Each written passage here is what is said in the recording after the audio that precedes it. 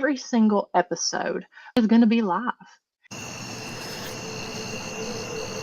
Every town has a ghost story that's been passed down throughout the generations.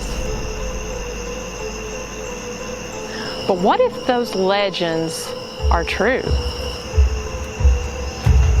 My job is to travel to these destinations, explore them, and figure out the mystery that lies within.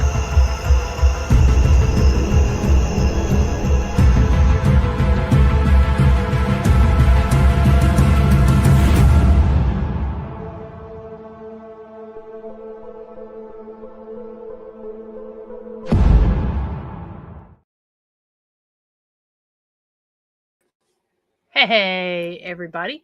Happy Thursday night. We are back this week with another episode of Behind the Screams Live.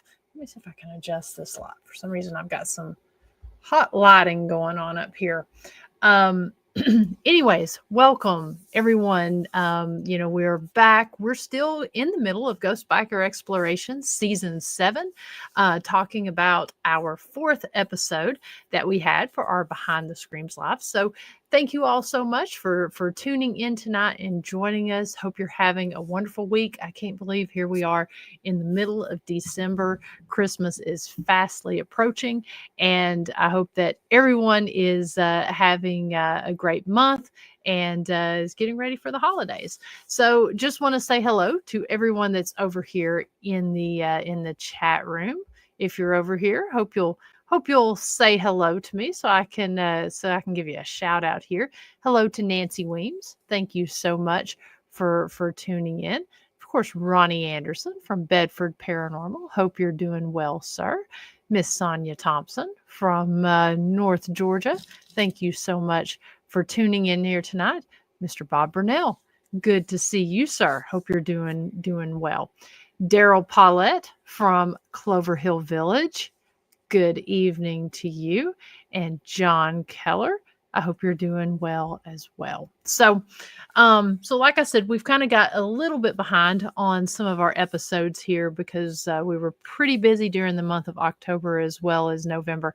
And finally, now that we're coming into mid-December, we kind of got a little bit of time to catch up and catch our breaths a little bit on this. But whole lot still going on with a couple things. We did have a last minute cancellation on our Jailhouse Informant podcast. We were going to have Chad and Chelsea Shepard with Offbeat True Crime and Paranormal Expo that we're going to be doing in January. Unfortunately, they had something come up last minute, but they're going to be joining us next week on the 7 p.m. Eastern Time show of the Jailhouse Informant podcast. Hopefully you guys will tune in on that, but we're excited. We're going to be a part of this really cool inaugural convention that's going to be taking place in January. It's going to be, let me pull that date up here to make sure that I'm telling you all right. So bear with me one second as I get this calendar pulled up. Yeah, that's going to be on January 11th. It's going to take place in Bowling Green, Kentucky at the Capitol Theater. They're working on getting a investigation at the legendary Octagon Hall. So it's going to be a really cool event that's taking place here in the middle of the winter time, something kind of cool to kick the year off. And especially if you love true crime and the paranormal, this is going to be an event that you're definitely gonna want to attend. So I'm actually going to go ahead and, gosh, you would think I'd be a little bit more prepared for everything, but let me go ahead and pull that up because we did mention a bunch of these different events that we've got going on. We did mention some of those last week, but I want to make sure to put that again so you can get all that stuff on your calendar since that's coming up. It's a great lineup that they've got so far. So I'll be there with my business partner, Dr. Christy Sumner. We'll be talking about Ghost Biker Exploration, Soul Sisters Paranormal, Historic Rugby After Dark, and the historic Scott County Jail. They're going to give us some time on the stage to talk about that. Plus, we'll also have our booths up there with merchandise from all of the respective teams and locations that I just mentioned. Beth Allen and Barry Gaunt, otherwise known as Bear from Octagon Hall, is going to be there. Alex Hawkins, the grandson of serial killer Judy Buonanno. I'm not sure if I'm pronouncing that right. Karen Conti, who is John Wayne Gacy's final attorney. Judy LaChance with Effigy Paranormal, and Rob Graves, who is the owner of Fox Hollow Farms. So, got a great lineup. And we're going to be talking about some really cool things at the Offbeat True Crime Paranormal Expo that's going to take place on January 11th. So hopefully you guys will plan to kick off the year with this really cool convention that's going to be coming up. And so then we're going to fast forward to March, and then in March, on March 29th, is the Vet City Con. That's also going to be taking place in Bowling Green, Kentucky. And Chad and his wife, they are also the ones that put this convention on as well. So it's a little bit different, but apparently they have a lot of really great guests that's going to be attending this one. He'll be talking about that a little bit more next week, but it's going to be at the National Corvette Museum. And of course, Chris and I will be there with two different tables talking about Ghost Biker, Soul Sisters, Historic Rugby After Dark, and Historic Scott County Jail. So definitely want to check that out. And you're close to so many really cool things when you're up there in Bowling Green, Kentucky. You'll be able to check out the Corvette Museum. You're also not far there from Franklin, Kentucky. And I think you're about an hour north of Nashville, Tennessee. So lots of really great things to see at that convention. And so then we'll be jumping right on ahead to Enigma Cons, which is going to be in April. And that is, let's see, it looks like they just made an announcement on that all the vendor tables are full for that, but that is going to be taking place on April 26th. I totally didn't realize that. That's the day before my birthday. So that's going to be cool to be up there to celebrate that at the beautiful St. Albans Sanatorium there in Radford, Virginia, with some wonderful, wonderful people. Let me minimize myself because you don't want to see me there.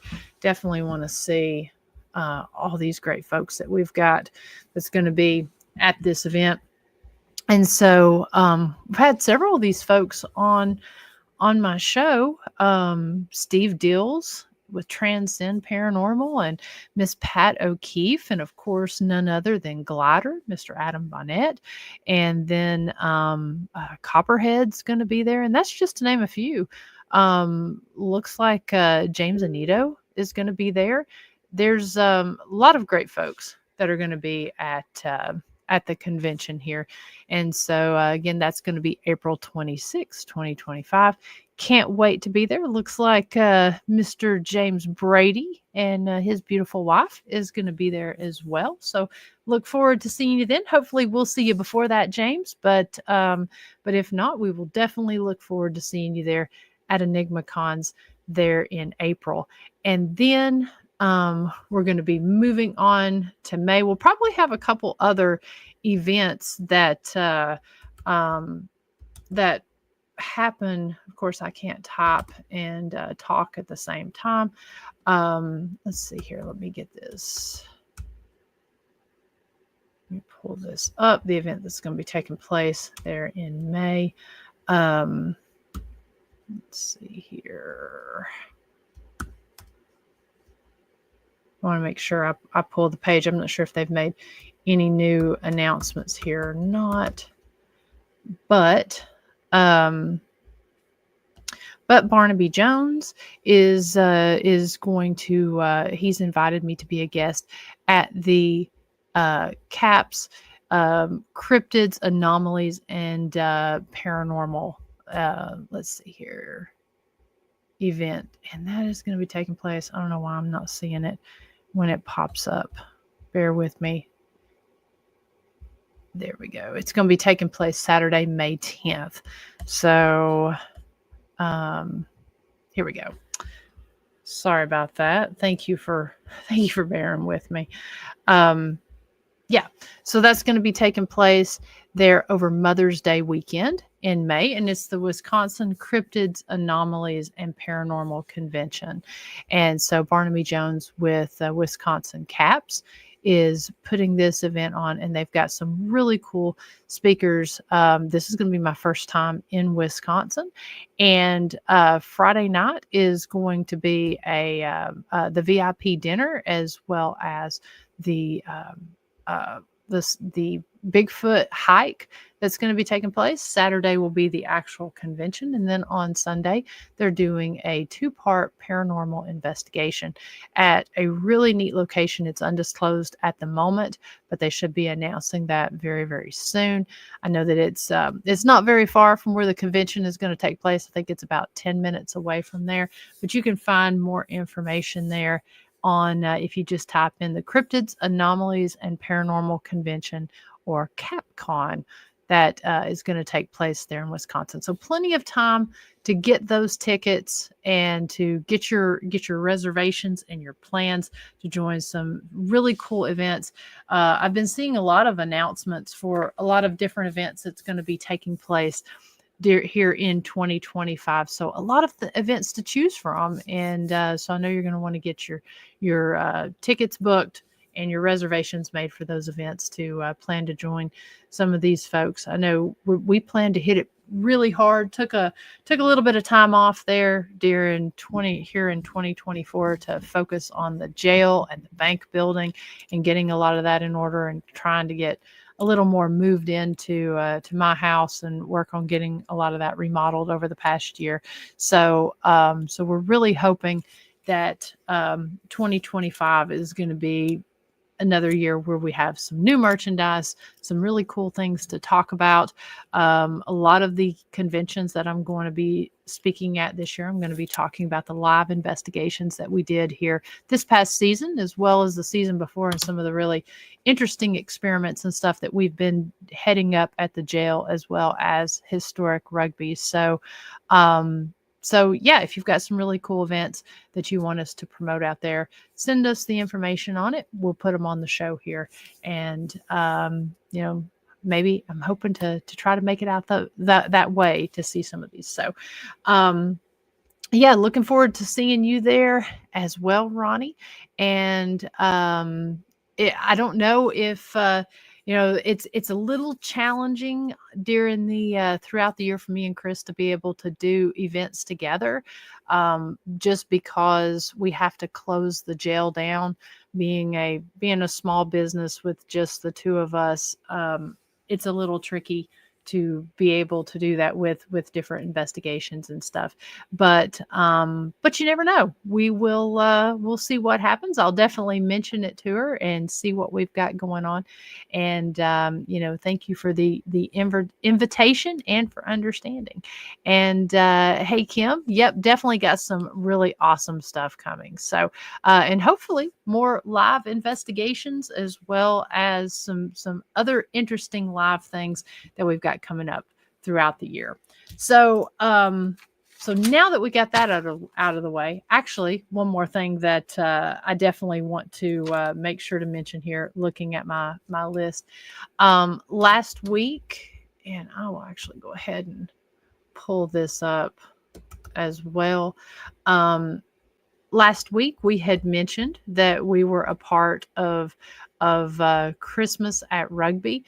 They've been celebrating this 2 weekends in a row. And so last weekend was the very first weekend. We had a table set up with the jail as well as rugby after dark.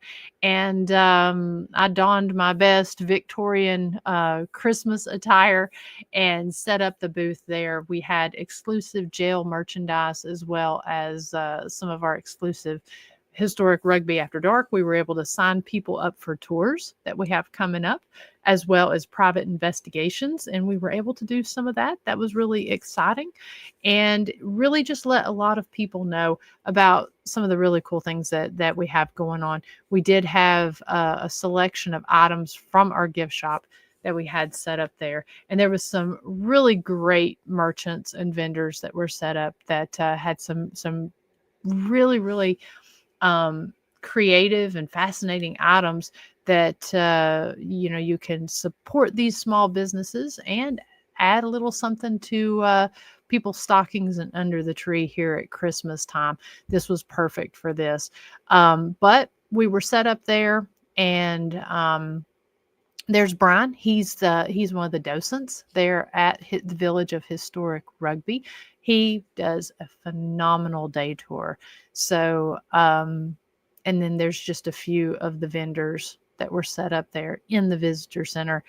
The Rugby Coronet Band was playing, and they played several times throughout the day. And then there were vendors set up outside. It was a little bit chilly, but at least the weather was beautiful. Like I said, I really did not get to go and walk around too much because I was working solo that day. But we did get to see several of the vendors, and so that will be happening again this Saturday, and it'll be running from 11 a.m. Eastern time till 4:30 p.m. for the tours. They've got tours of some of the private residences there. They've also got tours of some of the homes that are on the daytime tours. Everything is decked out for Christmas. It's absolutely beautiful. And just the sights and smells from around the village. There were food trucks there. The church was open where they had carols and a sing-along that took place at, I think it was 4:30 or 5 o'clock. If you go to Historic Rugby on Facebook and look at their events, you will see Historic Rugby or Christmas at Rugby, and you'll find more information about that. But just lots of different things going on throughout the day. They're also having their Christmas dinner. It's a 5-course meal that takes place at 6:30 p.m. Eastern time, and you do have to get tickets in advance for that. You can purchase tickets at the door for the tours, but it is advised to try to get some of that in advance just to make sure that you're able to get in without any problems. So we're really excited about that. Looking at the comments here, this is true, James. For national security reasons, you do rarely see us together. The only time you see us together is usually there at the jail, and that's only because and that's only if we're both working during the daytime. A lot of the time we're splitting day and night shifts, so we really are rarely seen together, especially anymore. So again, that's just a few things that's going on there at the next little bit. If you have any questions about anything I've mentioned, please feel free to message me either on the page. We will have these events and stuff up on the website, hopefully having the website updated pretty soon, and maybe even updated with some new merchandise. I'm trying to do the design of all that stuff here at one time. So yeah, hopefully during our slower time, we'll be able to take care of all that. All right. So getting back to talking about our season 7 that we had. So if you tuned in last week, we covered episode 3 of season 7, which was at Gateway Antiques in Dahlonega. We just highlighted a few of the pieces of evidence that was captured during the live episode. I hope that you guys have had the opportunity to go back and watch episode 4. This little location, I call it a little location because it was rather small and compact, but wow, did they have some really neat items inside of this location. So I'm talking about none other than Lula Mercantile, which is there in Lula, Georgia. Let me pull up the Facebook page here. Lula Mercantile is a vintage shop that's located there in Lula, Georgia. And I really can't wait to get back to this location. I did invite the owners to come on and join us in the chat room and talk a little bit about the episode. However, they might be able to join us just a little bit later, but I know that they had they had a prior engagement tonight, so I don't know if they'll be on. But this little shop was so much fun to investigate and so much fun to look through, because they just had so many items that reminded me of my childhood. And then just also, I think I could have probably spent 2 days in here just going through the shop itself. I hope that you will go check that out. Dave and Natalie are fantastic, super sweet individuals. They were kind enough to open up the location for us to come in and investigate. And so they do live up on the second floor, and the reports from this location have gone back quite a ways. Different people have reported different types of activity inside the shop, which we'll talk about here in just a little bit. But I did ask Dave if there was anything in particular that he wanted me to make sure to mention, because a lot of these places they've got a lot of things going on here for Christmas and such. And Dave said that they have a really great selection of record items, and those items are 20% off through Christmas. So go check them out. You may definitely find something that you're interested in. And from somebody who absolutely loves music, that's kind of one of my passions, music and art. They have quite the music selection. So you're going to want to go check them out and get you a little discount while you're there, and support a small business and give somebody a really great gift for Christmas time. So definitely go on and follow their pages if you're not already. And if you can make it into the area to check them out, you'll be glad you did. And be sure to check out all of these stores that we highlighted this season. Support these small businesses, because, you're the reason they're able to keep these doors open, by, selling merchandise as well as purchasing items from these stores, and just helping to get the word out about them. So I want to talk a little bit about Lula itself. We will be having some folks come on to talk a little bit more about the spirits that are seen in Lula itself, because just even though it's a very small town, it's one of those, if you blink, you might miss it type towns. There really is a huge history with these small towns. And so Lula is no exception to that. They, let me pull up the map just so you know where we're talking about here. We were traveling there to Northeast Georgia, and this location, we kind of made like a little triangle with the locations that we were visiting here. The first two, or the first episode, we were in Dahlonega. The second, we were in an undisclosed location in Northeast Georgia, and then we went back to Dahlonega, and now we've gone up to Lula. So we will be doing a full map that kind of shows the triangle of where we traveled on this, and actually talking a little bit about, as we go into the new year, we'll be talking a little bit about some of these locations and the motorcycle roads that surround them, because they were absolutely beautiful. There's no shortage of places to ride motorcycles in these areas, as well as some of the other things to do. But we'll be talking about that as we go into the new year. And of course, again, we will be having some more people come on that will be able to talk about the actual history of Lula itself. Before we get into that, I want to talk a little bit. I'm going to go back to the video here and play the history of the building itself. So let me cue that up on here. This is, rather than going in and trying to find and repeat it, we'll make sure that you guys can hear this here. But I want to talk about a little bit of or I'm going to play a little bit of the history from the building itself. So let me go ahead and cue that up. A little bit of history here on the building itself. I'm going to come right over here, actually just sit down for a second and read just a little bit of this. So this was known as the Adams Building, and it is located here on Main Street. It was built in the late 1800s. They believe around probably 1884, possibly early 1900s, by J.D. Adams, Guy Adams. It was Miller's Furniture at one point in time, Miss T's Emporium, and it was purchased by Charles Shaw, and he started kind of rebuilding. Purchased November 7th, 2012 by Mark and Chris, let's see, I don't want to, Lusink. I apologize if I mispronounced that, for a complete renovation.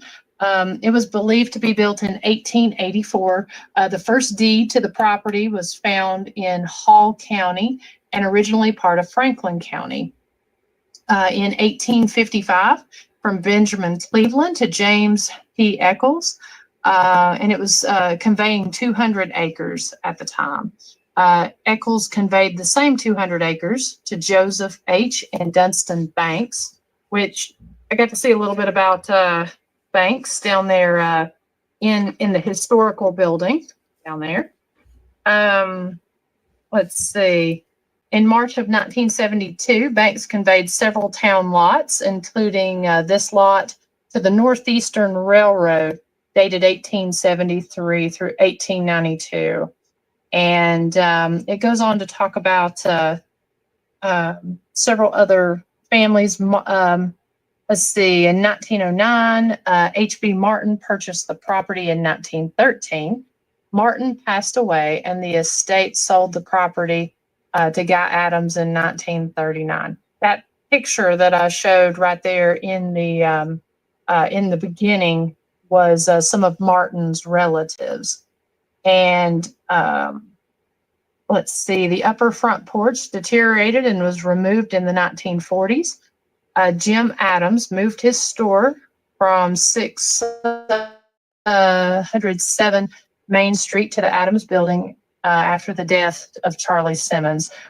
Simmons and Adam were located on the first floor of the Lula Hotel, and Jim Adams, father of Emma, May, Letha, and Guy. Guy purchased the building from his father in 1935. Guy and wife Jewel lived in the quarters over the store, which is where the owners currently live now.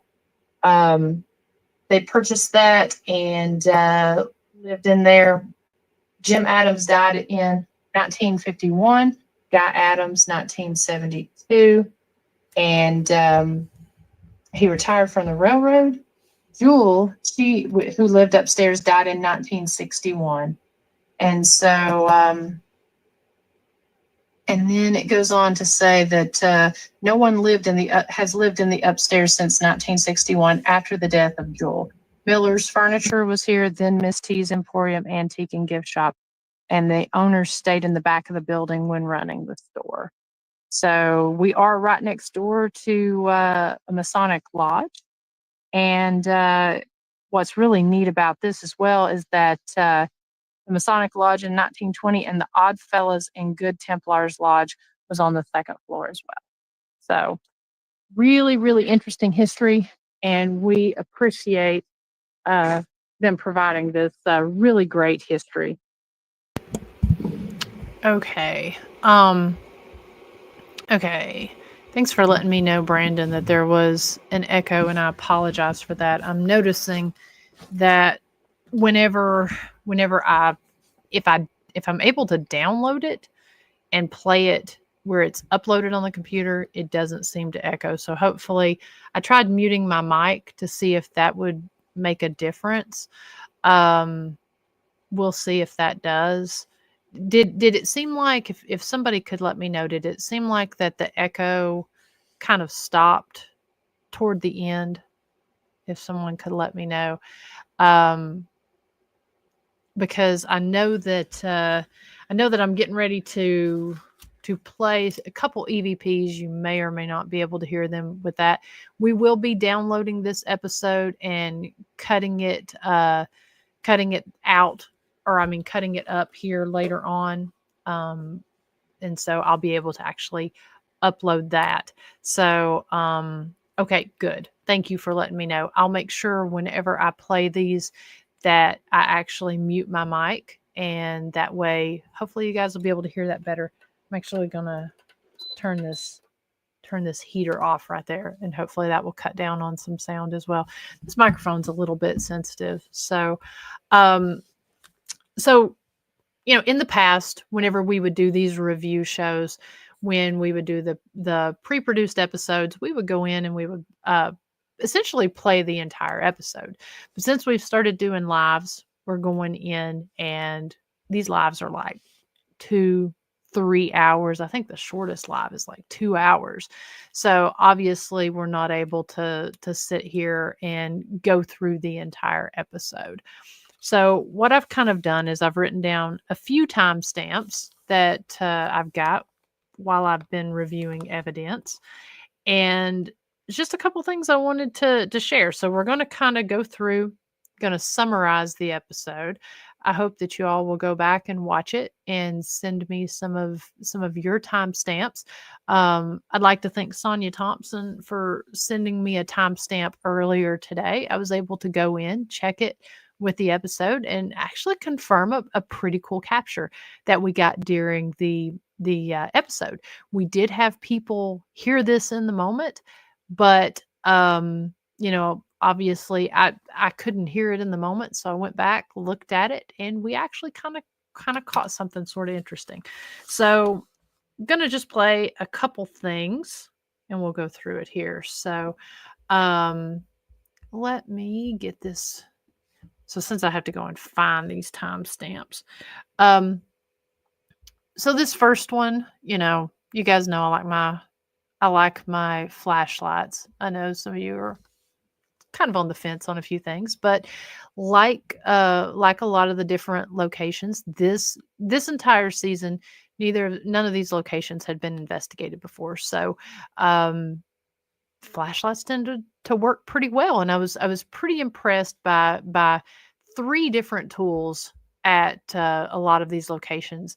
The 3 tools were the flashlight, the ovilus, and the tripwire. I was really impressed with how these tools really behaved during these episodes, and not only were they very spot on with the responses we were getting, but also really were able to help us kind of solve some of the questions we had about some of the spirits at these locations.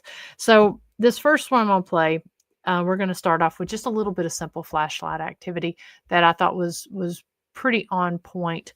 Let's see, this is going to be a 2415. So, all right. I do want to mention before we get into some of these episodes, a couple notes that I've made here. This location, Lula Mercantile, it is owned by Dave and Natalie. Several of the pieces of or the items in there that we had a lot of activity from was an embalming table that was from the 1890s. There was a summer casket in there that was found in the building next door that kind of goes along with the embalming table. We got some interesting activity with those. There was a handmade Nigerian chair that was, it was a little different. It was very beautiful, but it was really different in the activity that we started getting from that. It was interesting to see the words change on the ovilus. They went from a more, like I said, everything was kind of spot on with this. And when we started talking about the Nigerian chair, things started to get a little more ritualistic, religious in nature, and more cultural in nature. It was pretty fascinating. As far as reports of activity, there are 2 names that the owners have. One is a little boy named Samuel. He's 10 years old. he was very adamant with a psychic medium who had been inside the location. He was very adamant about letting her and everyone there know that he was 10 years old. And Natalie also finds dimes all around the store. She saves those dimes, and she gave those to us to use, or loan those to us to use while we were doing the investigation. So that was pretty cool. Is there something that has to do? Is there like a significance with the dime, the number 10, the age of Samuel? I don't know. You'll have to watch the episode all the way through and see. But that was cool to be able to use those dimes as trigger items. We also went through and we looked at some of the years of those dimes to see if there could be anything significant with those.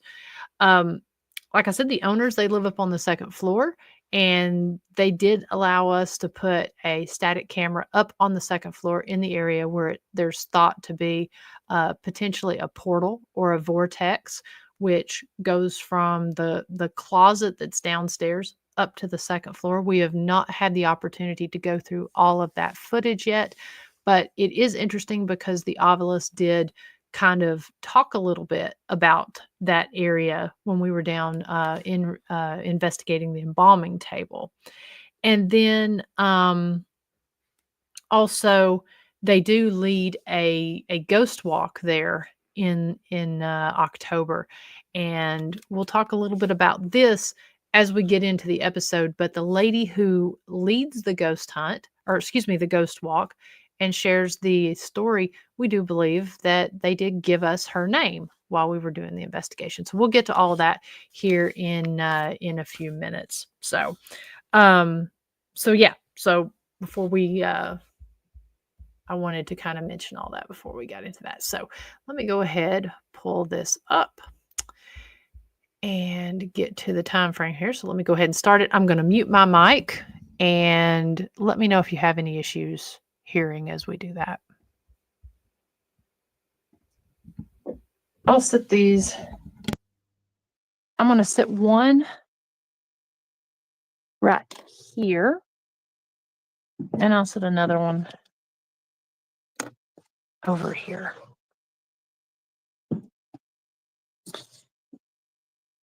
Okay. And I'm going to wait just a few minutes before I get the, before I pull out, we got another train coming. Before I pull out the Ovilus or spirit box, any of that, I'm going to see if, oh, I do want to show you all this. We do have a lot of military stuff right in here where we've got the flashlights set up. We do have a lot of military attire here. And when you said military, we lit up real bright. Were you a member of the military? Can you flash that light if you served in the military? Oh, look at that. The light's flashing. Thank you. Can you turn that light off right quick? And we're going to ask some questions here in just a minute. So thank you so much. These other items right here. Okay, so like I said, just kind of simple. Like I said, I know a lot of you, kind of like Brandon says, he's on the fence, post about it. But I liked that piece, that little piece right there, because it kind of kicked things off, and the response, like a lot of them was really direct and to the point. And it always seemed like at a lot of these locations, anytime we started talking about the military, it seemed like we were getting responses to that. I have no doubt in every single one of these places that we investigated, even the comic book shop, that there was someone that was related to the military, which was pretty cool. And James, let's see, James says, I loved the chair on the clothes rack. That is that Nigerian chair that we were talking about. That one, whenever I touched that chair, it had this really intricate beadwork. And so whenever I touched the chair, every time I got a sharp pain in my head, kind of behind my eye, which which was really kind of interesting. Okay, okay, so this next capture, this is something that my business partner Chris heard in the moment, and I want to go ahead and pull it up. So hopefully you'll be able to hear it. I'm going to mute my mic. As we were going through this voice kind of starts talking over me as I'm talking. Let me know. I don't know what it says. I know that Chris heard it. There may have been somebody else in here that heard it at the same time. If it's going to be probably a little harder to understand hearing it over my computer when I play it, but definitely it's at the 28:18 mark. So if someone will, after we're done with the show, if you'll go back and maybe let me know what you think it's saying. It's talking at the same time that I am. So let me go ahead, start that up, and we'll see what happens. I don't necessarily think he's connected to an item, because there hasn't really seemed to be anything that's been necessary that has been pulled toward an item. That doesn't mean that's not the case, but they're a little unsure about what his connection is with the building itself. So we're going to see if we can get some interaction from him and find out. Is there anybody back here in this corner?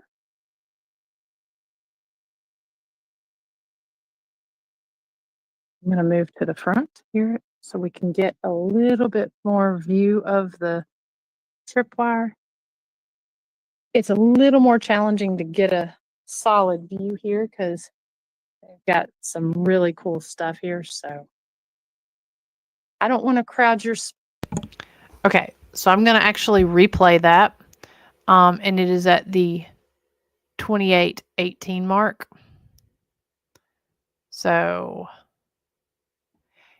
you're going to hear me talking and you're going to hear it over my voice. So I'm just going to play it again real quick. And then I was going to play to where I pulled up Chris's comment where she asked what that was, that sounded like somebody talking over me. But I think it was still a few minutes before I pulled hers up. So I'm going to play it again and then stop it right after it says it. Been necessary that has been pulled toward an item. That doesn't mean that's not the case, but they're a little unsure about what his connection is with the building itself. So we're going to see if we can. Okay, so I don't know if you could tell. Yeah, I could not tell what it was saying. I'm glad you heard it. Like I said, it's probably a little harder to make out here on the live, but when you go back and listen with headphones, you can definitely hear it's either a child or somebody talking at the same time I am. And not long after that, Chris actually asks, she actually says, "Hey, there was somebody talking over you." And so of course I did not hear that at the moment, but definitely a good catch. And that's why I really enjoy doing these live investigations with you guys watching, because you guys can see and hear things that I can't hear in the moment, but it's clearly something talking at the same time that I am. What we were doing during the investigation at that point was we were talking to Samuel and we were trying to get him to respond. Let's see. So here's kind of a quick one. When the tripwire was pretty quiet, and it was pretty quiet up until we started either was addressing Samuel or talking about the the lady Jewel. We did get a few hits when we were talking about Jewel, but for the most part, the only interaction with the tripwire that we got was when we were talking to Samuel. And so we were trying to get him to interact, and we didn't get any interaction until we started talking about toys. And so here's a real quick one.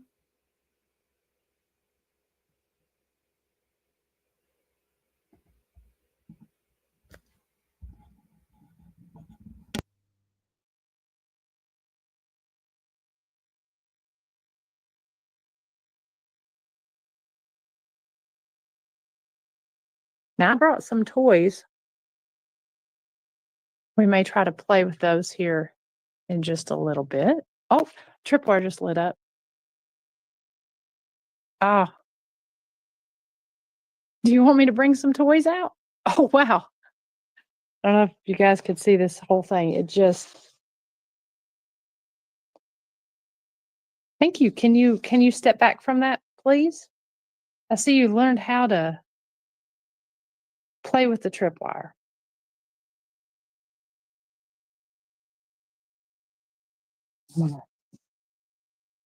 So it's the toys, huh? That one starts flashing every time. Oh. Thank you. Okay, there is a dime. That is one that we have a dime sitting beside. So that was the first interaction that we got whenever we were when we were talking about that. Then we started talking about playing hopscotch. Let me go back here and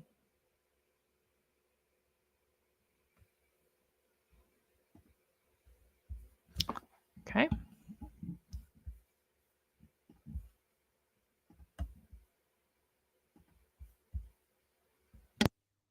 By jumping from light to light. If you can see those on the floor. Oh, thank you. Oh my gosh. That is too cool. You did such a good job. It actually went the entire length right here. Can you do that again? Can you show me how you can jump and play hopscotch? I'm on the count of 3. I want you to hop down the line, okay? 1, 2, 3. Show me how fast you can hop down there.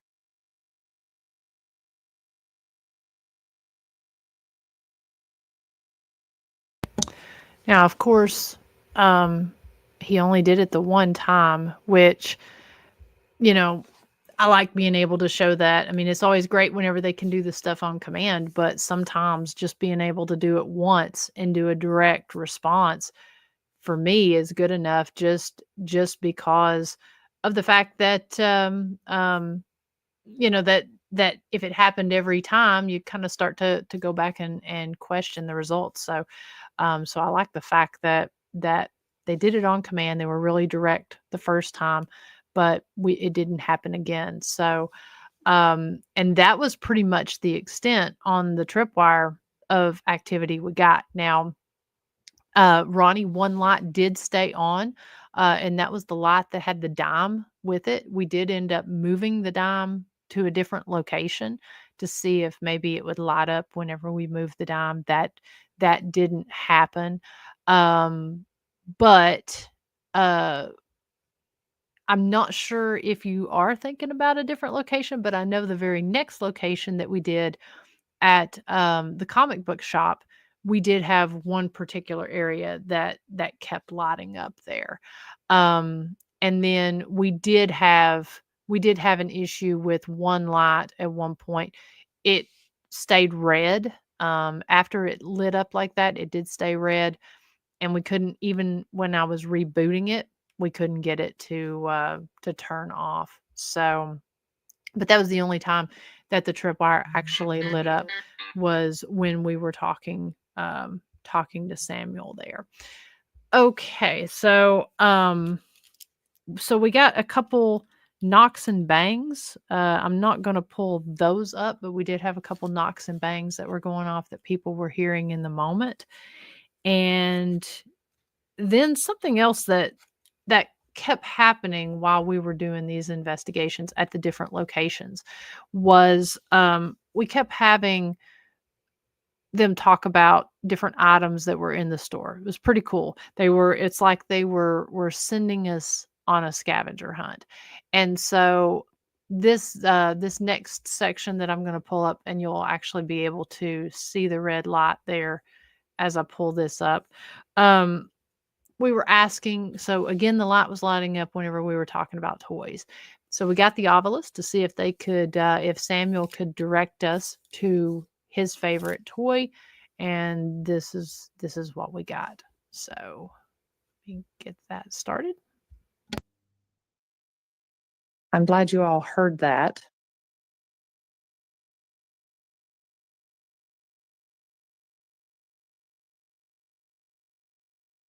I'll try rebooting the lights, Ronnie. I did that a second ago. I'm going to see. I want to kind of straighten this up just to make sure.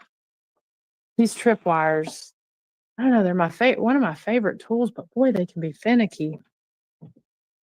These are still good and set here on the table. It says wagon. I wonder if there's a wagon in here.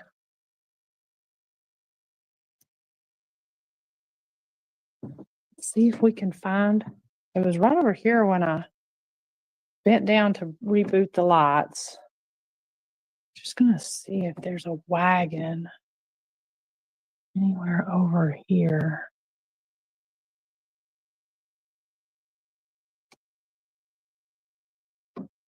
And that's a good memory, Ronnie.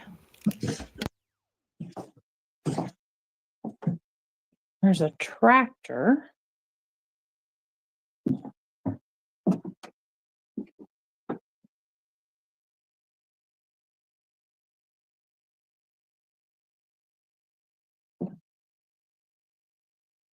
Let's see. Oh, looking around here to see if there could be a wagon.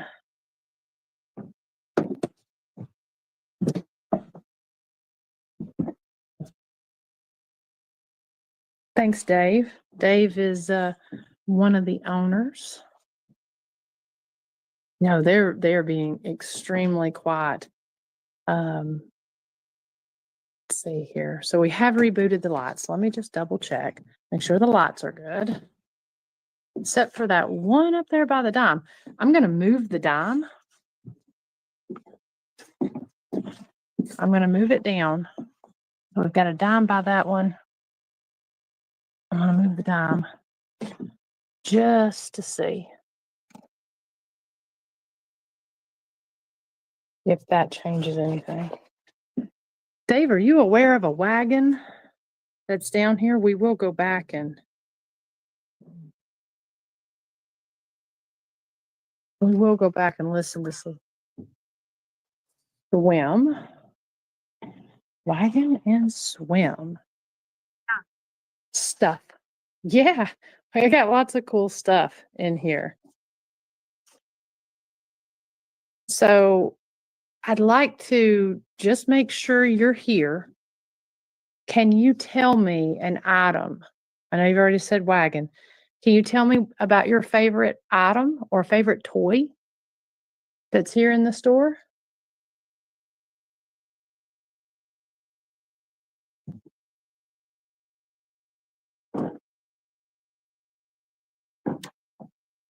I mean, there's a tractor over there. There's some books.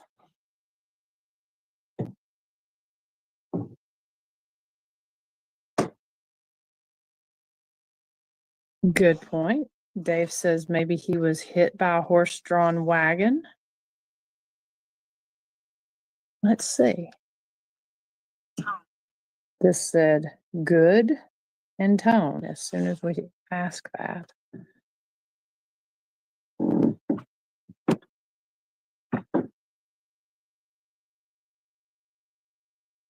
Let's see.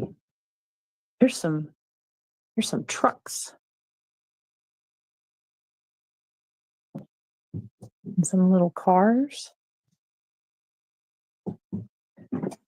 Samuel, do you like the little cars that's right there on that stand?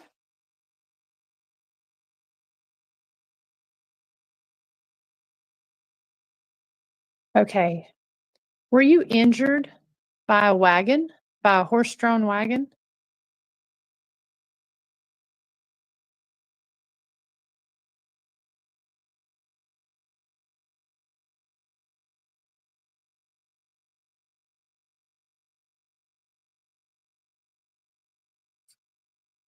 Okay.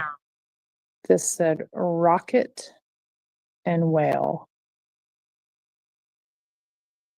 Okay, Dave says there's also a John Deere wagon like the tractor on the left shelf about 3/4 of the way on the back.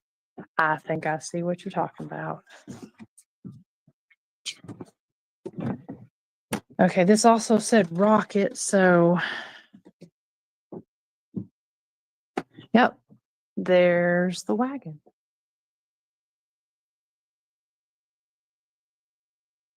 A wagon right there. There's a little wagon.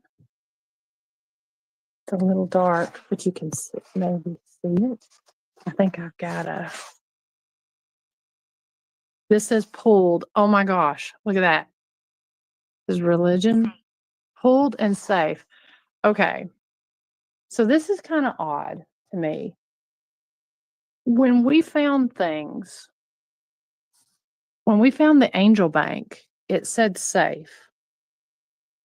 We found a wagon and it said pulled. Let me grab a flashlight right here. Okay, so I don't know if if that means anything or not, but that's kind of interesting, the fact that it did say safe after. Now I know that the bank was essentially a safe, but it's interesting that after we located both of those items, the obelisk said safe. Kind of like a validation, maybe a possible validation. I don't know, maybe I'm reaching. It's just kind of interesting that when we found both of those things, the obelisk said the same thing at both of those. So that was kind of interesting. We ended up taking the wagon off of the shelf there and putting it over by the tripwire and doing some experiments with that as well. This other timestamp, again, thank you to Sonia Thompson for sending me this. This is sending me the timestamp here and confirming. People did seem to hear. Now, I believe, if I'm not mistaken, I believe that I had heard something. I don't know if it was this time or if it was a time later on in the episode where heard a disembodied voice in the moment. Now, this is, to me, this is pretty clear. So let me go ahead and get this queued up here. I'm going to play it and then I'll play it again. And then you all can tell me what you think it says. So here we go. And it is a whisper. And run down the, or hop right down the center of the aisle here.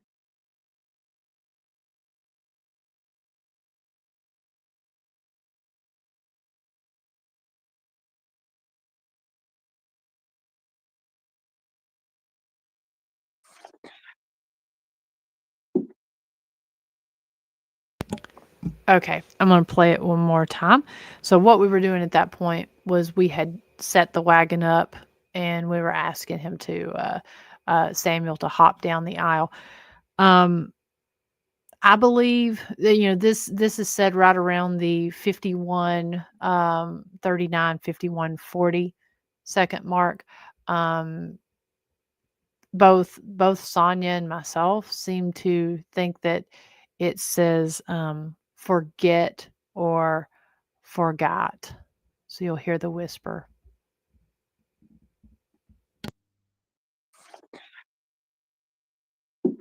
I can try that, Bob, but it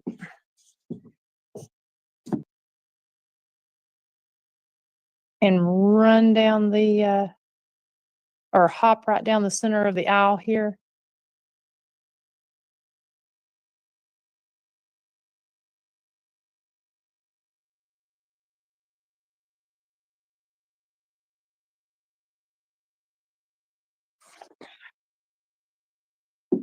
I can.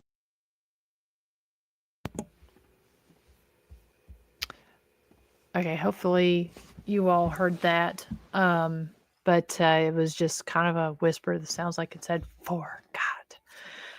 At least that's what it sounds like to us. So thank you for sending that Sonia. That's exactly what we think. Thank you for confirming that, Ronnie.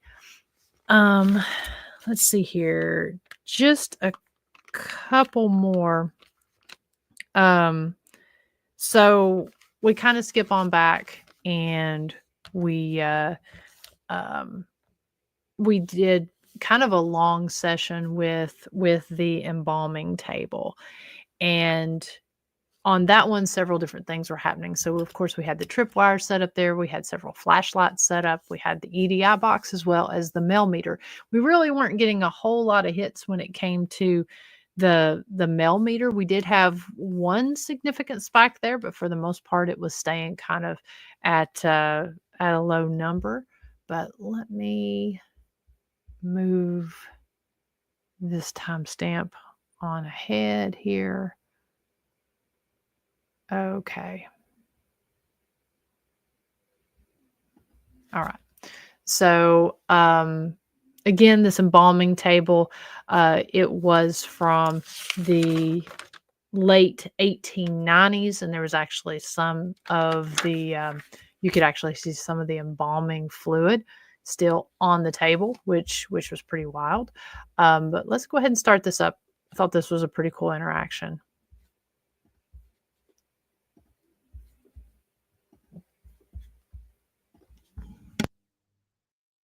So we've got several different lights. We see you found those. All you have to do is go up and touch either those pretty purple lights that are on the table or the flashlights that are sitting there, or you can touch either of those two boxes. Pretty much everything you touch is going to light up a pretty color. If you can hear my voice, can you touch one of those items on the table?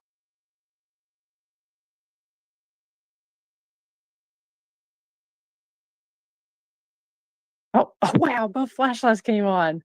All right. That's cool. Thank you. So you can hear me. All right. Can you turn those off?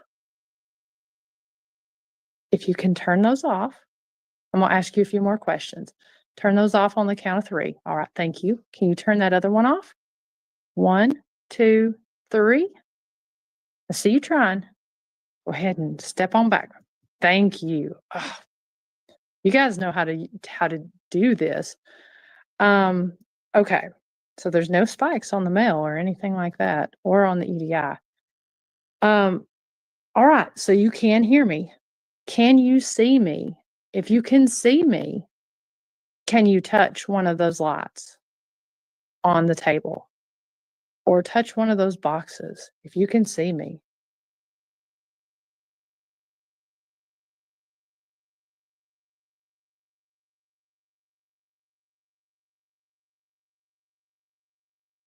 All right. Was this your table? Did you work with this table?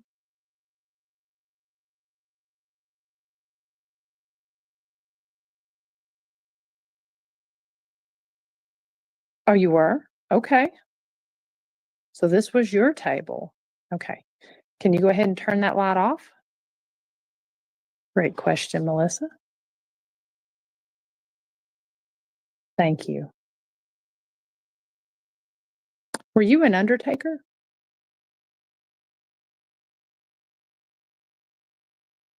If you were an undertaker, I'm just going to shift my position right here. If you were an undertaker, can you touch one of those devices on the table? Okay, thank you. I love that it's multiple lights that are going off. Okay, go ahead and turn that light off.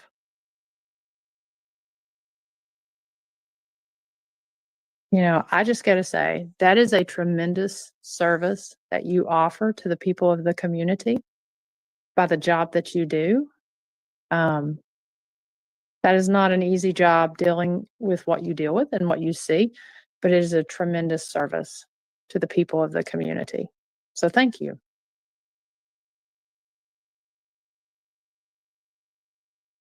Did you live here in Lula?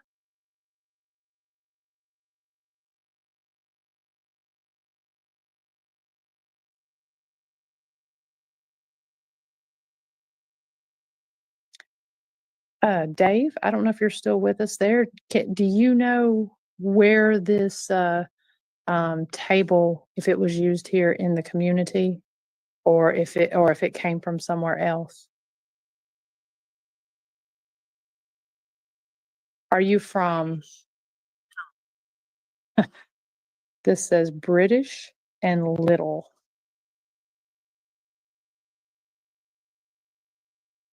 Were you of were you of British ancestry?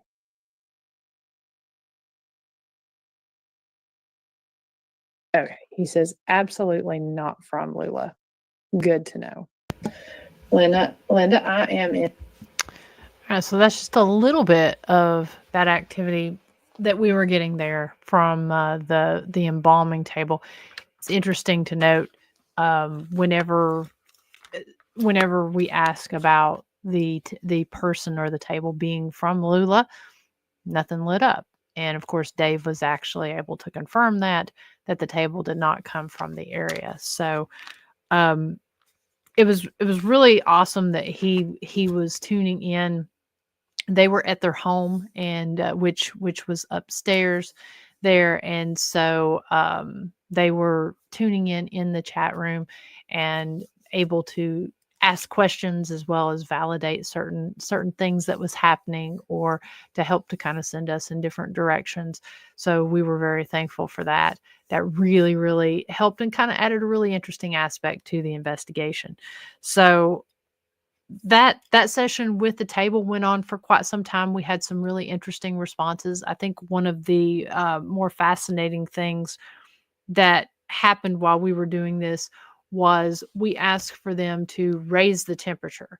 So obviously this was a late October night, and temperature was dropping.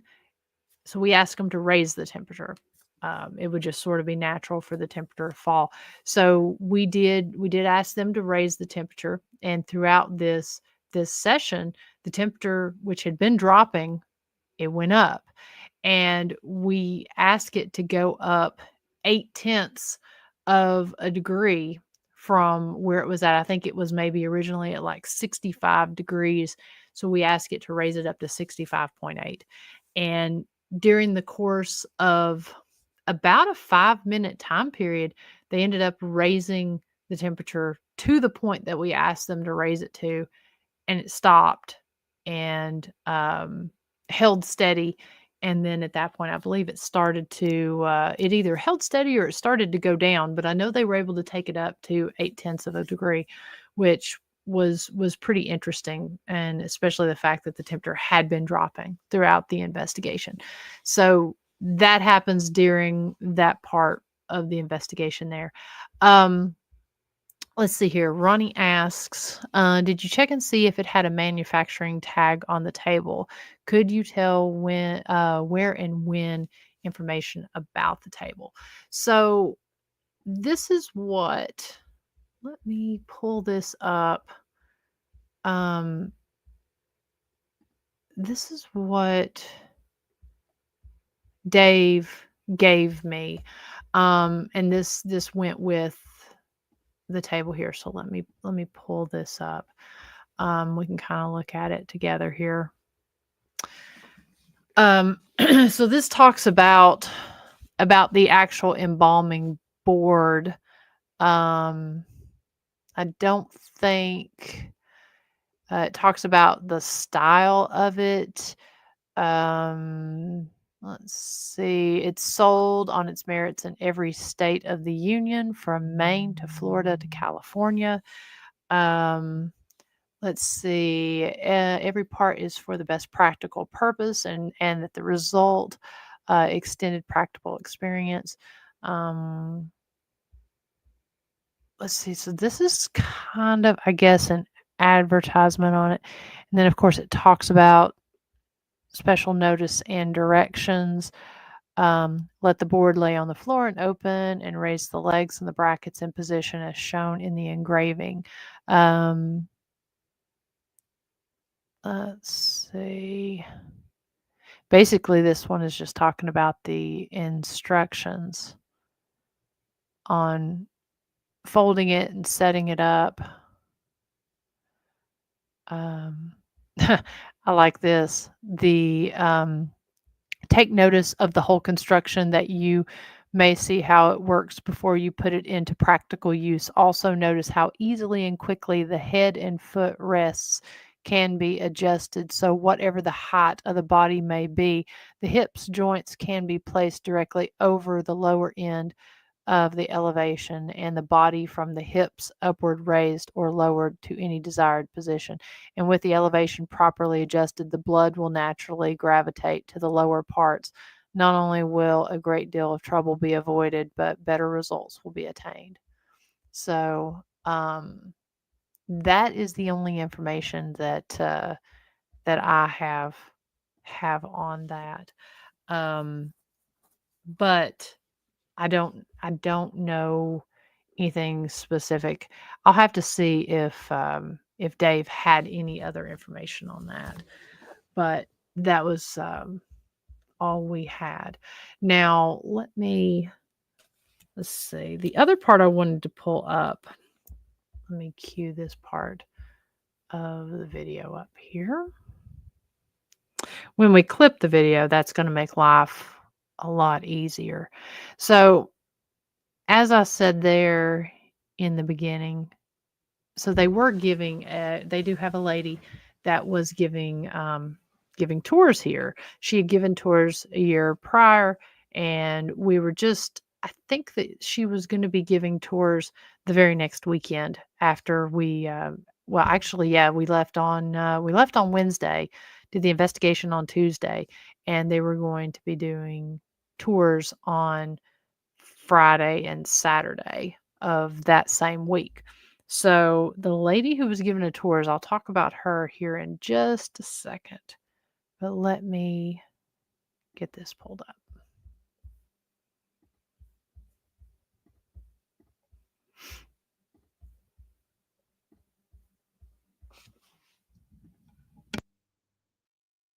But that is true. All right. Does anybody have any suggestions on anything else you all would like for me to try with the table here?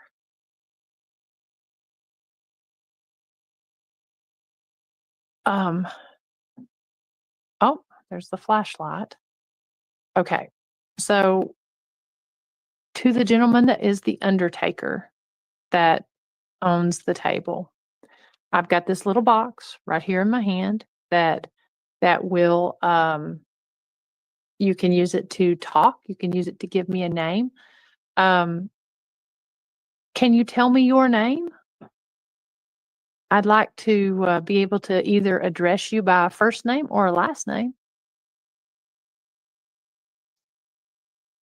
So, can you tell me your name?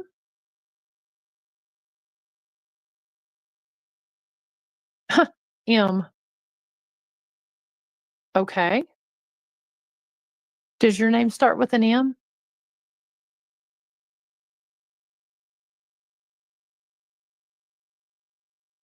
If your name starts with an Tool. M and Tool.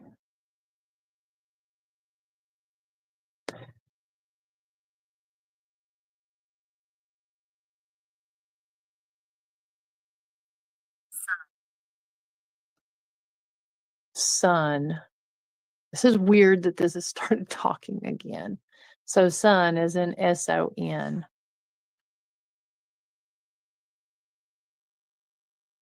True. DD, it could be the person. Now, apparently, and I did not know this at the moment when we started asking for names. Now, a couple things. The Ovilus had been quiet for a little while leading up to this. It had been talking a lot earlier, but it had been quiet while we were doing the investigation there at the table until we asked for the name. Now, I'm not sure on the M, but what's interesting is the lady who gives the tours, her name is Sally Toole.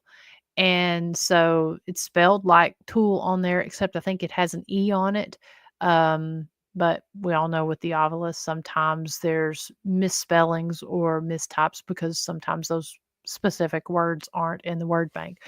But the lady who runs the ghost walk, she actually ended up reaching out to me after the investigation. She went back and watched it the next day, and so she reached out, and then also during the investigation itself, Dave made a comment here during the live about Sally Toole. So I thought that was pretty fascinating when we started asking for a name, because sometimes maybe they aren't going to necessarily give us their name, but a name of somebody that we're able to identify with, which is pretty interesting. Now, just kind of looking here at the comments, that is a good point, Ronnie. I will look in to see, maybe it was manufactured in Britain. This does not give this piece does not say anything about that. However, I'm going to do a little bit of research on Blood's Blood's embalming table and see if that will give us any more information on maybe where that was found. And you're right, it is rare for the Ovilus to just drop one letter. I need to look back because I think Sally Toole did comment, and I'm not sure if she said something, if she had a connection with somebody whose name was started with an M. I'm not sure. I need to definitely look back at that. When we re-release this episode as a produced episode, we'll put all of that information in there. And then I just wanted to pull up one last thing here.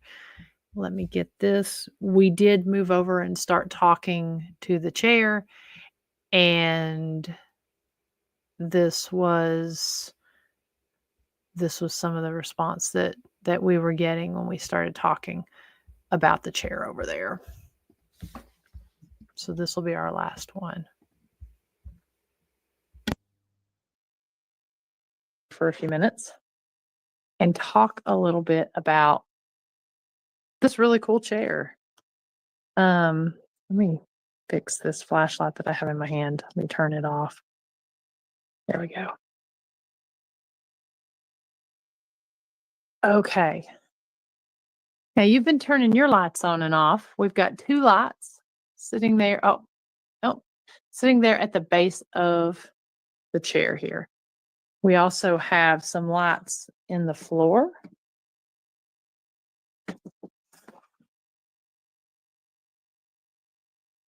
Can you, if you're here with us still, can you turn one of your lights on? Oh, thank you. That's really cool. All right, can you turn that off for me? How about that second light? Can you turn that second light on as well?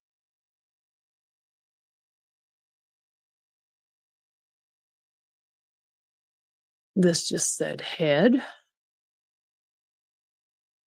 There is a there's a head in this seat.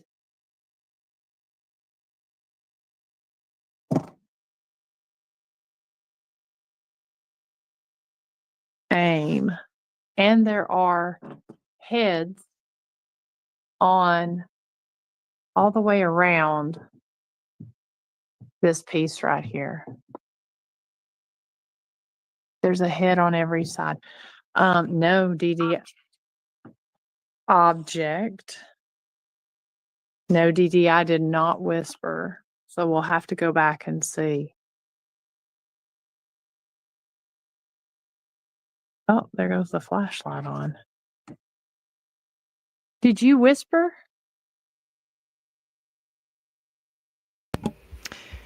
All right, so that was just kind of a little taste of a few of the highlights from that episode. We did end up at the very end after we spent a little bit more time there talking about the chair, and then we talked about we tried to see again if we could get any communication from Samuel and the embalming table. And so then at the end, as we were tearing down, the owners came down, the owner's son came down as well.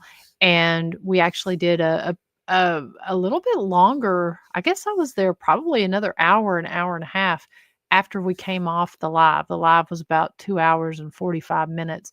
And I ended up having a really interesting session with the spirit box with the owner and his son around the embalming table. And we also did get a few interesting responses there with the chair that we'll definitely release here at a later time. But the responses on the spirit box, we did not do any during the actual live, but we did have some pretty on point responses there.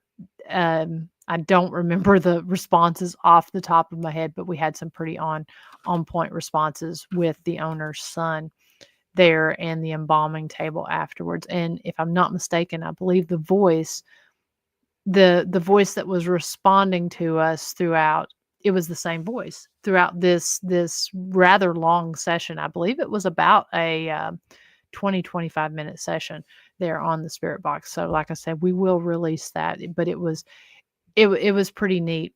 Definitely, like I said, encourage you guys to check that out. Let me see what James has here. Let me see if it'll let me go to this link. It is not going to let me click that link, James. I'm going to try to do that. Let me see if I can go to it through. Give me 1 second, because I might be able to go through it or go to it from the comments section here. Yes, that's how I'm going to go to it. Let's see what we got.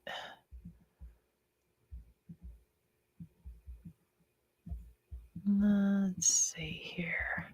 Oh, that's a cool table. So that's a cooling board.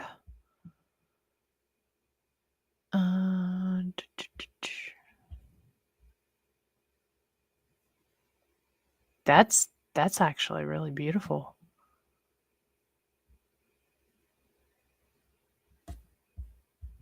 And that's an 1886 board. Let's see. Portable morgue. Yeah. Okay, it's one that's for sale and says it's a portable model for a portable morgue. You know, if I'm not mistaken, I know that when I do the tour there at Rugby and talk about wakes as well as sitting up with the dead, the cooling boards, they would bring those cooling boards to the people's homes that they would rest the body on for the wakes. And for the morgue, and for the for sitting up with the dead. So I would say both of these. I know this one that you sent the link to, that would definitely, since it's got the holes in it. I'm wondering, I'll do a little more research on this embalming table and see if they use that as a cooling board as well. I definitely want to find a little more information on that. But But yeah, thank you all so much that's sent in the timestamps. Thank you all that have sat here and listened to me talk for the last hour and a half. I know sometimes these lives doing them without a guest are a little bit challenging because I feel like I'm sitting here talking to myself. So I can't thank you enough.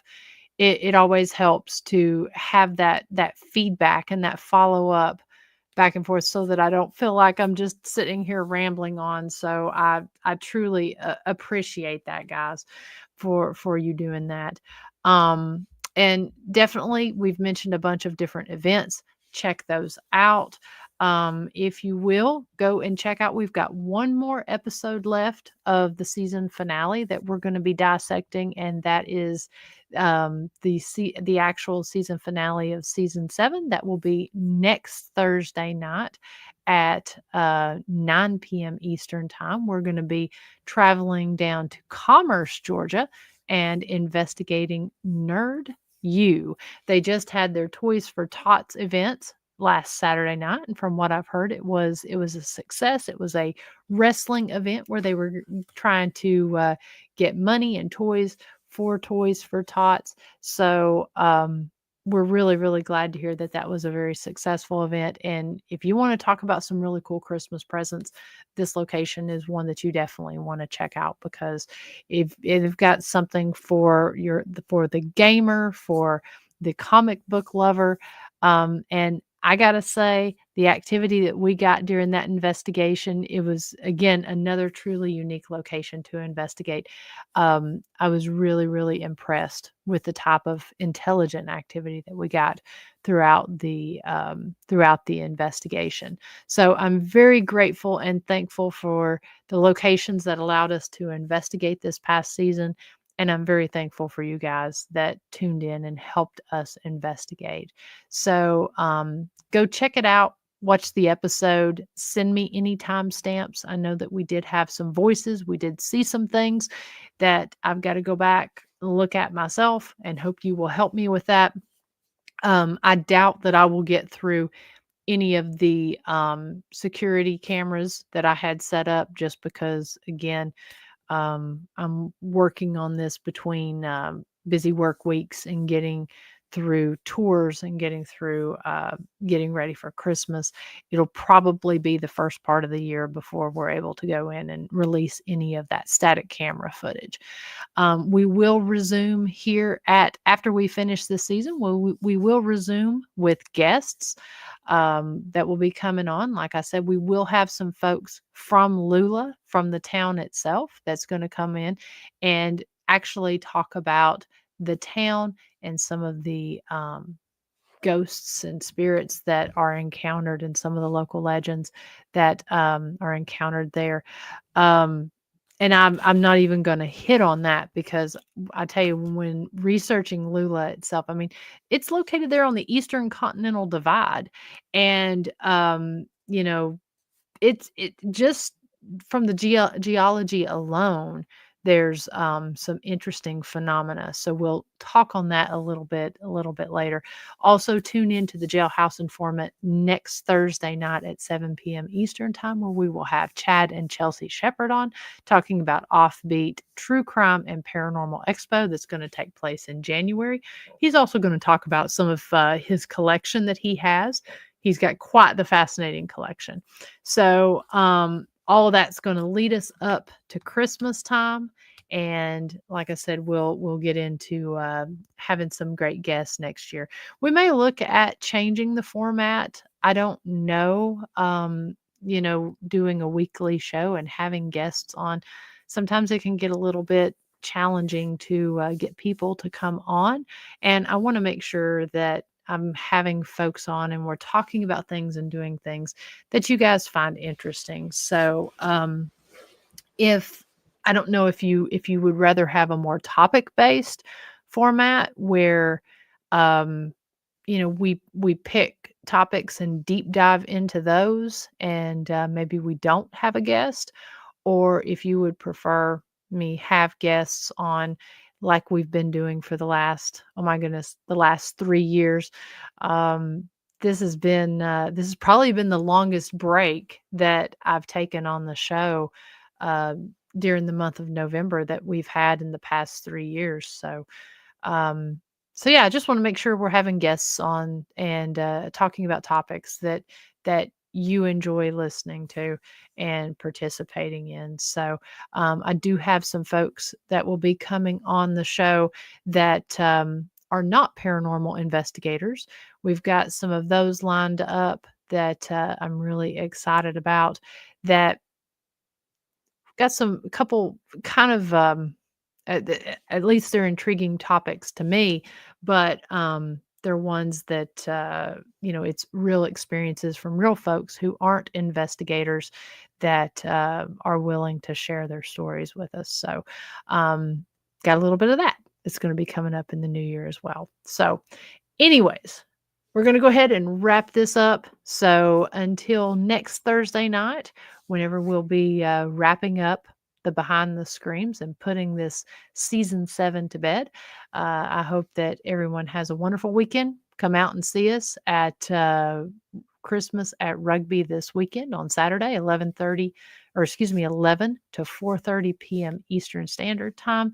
And if you're looking for something fun to do, catch one of our tours at the historic Scott County Jail or at Historic Rugby, where we will be resurrecting the spirit of Christmas by telling ghost stories and talking about, these two interesting and unique locations. So until then, I hope everyone has a great week. Good night, everybody.